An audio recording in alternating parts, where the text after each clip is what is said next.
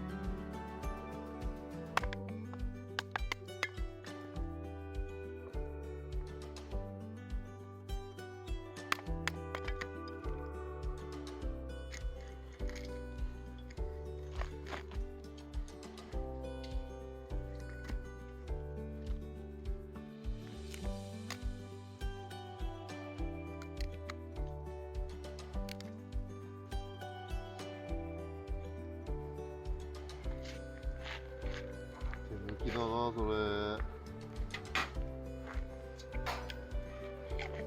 時短時短。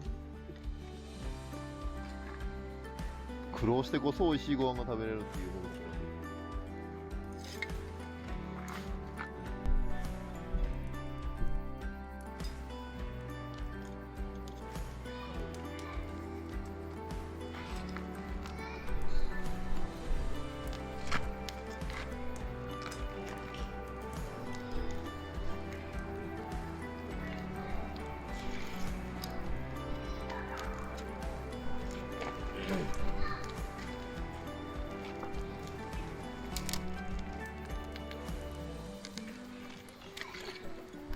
明日の朝ごはんの焚き火ができるぐらい取ってみますか。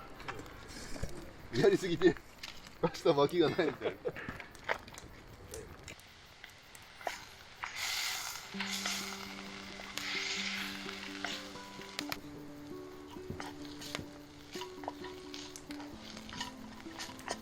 これは、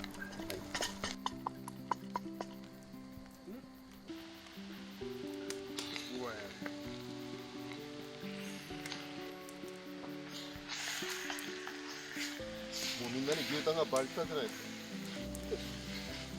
か。秋倉さんが牛タンなんたらかんたらとか言うから、なるとか思って。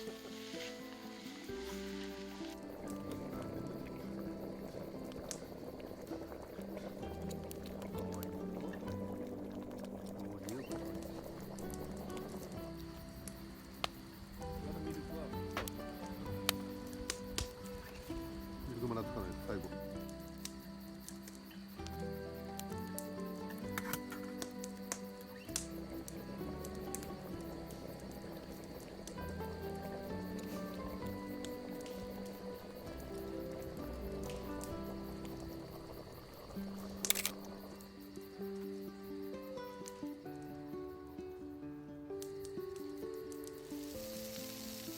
煙これペロロンチーノ、煙がすごくて見えませんパスタがやばいこれは水蒸気で見えないわけじゃなくて、焚き火の煙で見えない。どうですかペロロンチーノの味。うまいこれ。みんなに食べさせたいこれ。